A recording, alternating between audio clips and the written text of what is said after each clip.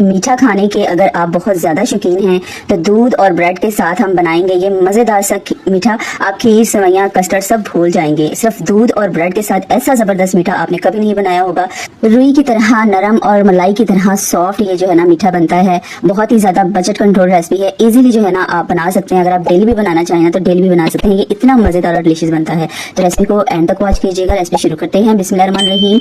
सबसे पहले sauce pan में डालेंगे 2 कप दूध। दूध जो है ना ये फुल फैट होना चाहिए, ठीक है। कच्चा दूध है या उबला हुआ है, बस फुल फैट होना चाहिए। उसके बाद जो है ना इसके अंदर हम डालेंगे आधा कप चीनी का। चीनी जो है ये आपने अपने टेस्ट के हिसाब से ले लेनी है, ठीक है। आधा कप मैंने इसके अंदर चीनी का डाला है। इसको ना अच्छी तरह से मिक्स कर देंगे। उसके बाद फ्लेम ऑन कर देनी है और जब दूध पकने लग जाएगा ना तो इसके अंदर हम डालेंगे आधा कप खोए का, ठीक है। ये खोया जो है ना इसके अंदर मैंने बादाम और पिस्ता जो है पहले से मिक्स किया हुआ था। तो इस रेसिपी में जो है ना 1 कप टोटल 1 कप खोए का जाएगा। तो इसके अंदर आपने पहले आधा कप डालना है दूध के अंदर। बाकी जो है वो मैं आपको आगे चल के बताऊंगी उसका यूज आपने कहाँ करना है।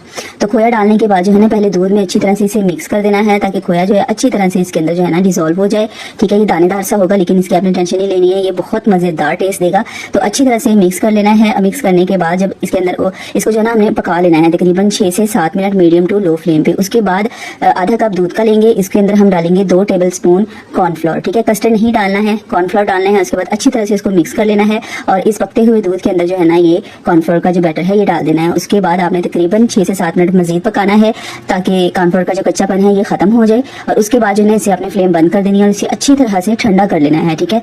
फ्रिज में रख के इसको अच्छी तरह से ठंडा कर लेना है। उसके बाद लेनी है व्हिपिंग क्रीम। ये व्हिपिंग क्रीम 1 कप था। इसको व्हिप करने के बाद जो है ना आधी क्रीम मैंने इस बैटर के अंदर डाल दी है और इन दोनों चीज़ों को जो है ना अच्छी तरह से ठंडा करना है।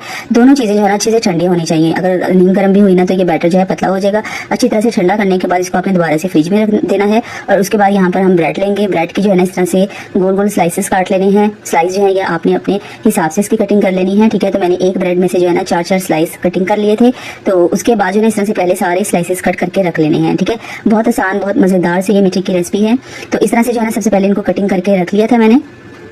अब हम यहाँ पर लेंगे जो बाकी का बचा हुआ आधा कप खोया था ना वो लेंगे। ये थोड़ा सा भी जो है ना सख्त था, हार्ड था, तो इसके अंदर आधा कप मैंने दूध का डाला है और इसको जो है ना नीम गर्म दूध का डाला है और इसको जो है अच्छी तरह से मिक्स कर लेना है। इसका पतला सा बैटर तैयार कर लेना है, ठीक है, इस तरीके से।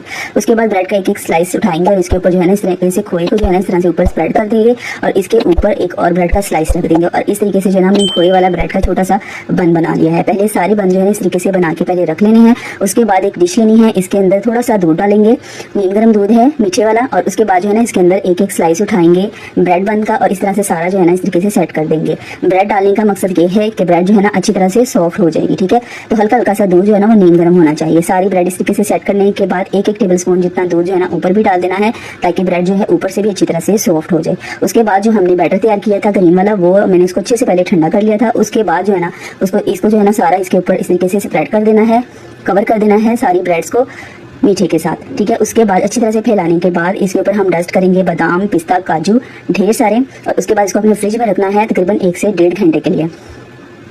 अच्छी तरह से फुल ठंडा करना है। उसके बाद आप ये खाइएगा, यकीन करें इतना मज़ेदार ये मीठा बनता है ना, बहुत शानदार रेसिपी है। तो आपने मुझे ज़रूर फीडबैक देना है कि ये रेसिपी आपको कैसी लगी है। इंशाल्लाह ऐसे ही मज़े मज़े की रेसिपीज आपके साथ शेयर करती रहूँगी। तो मेरे साथ जुड़े रहिएगा, चैनल को सब्सक्राइब करके बेल नोटिफिकेशन को ऑन कर लीजिएगा।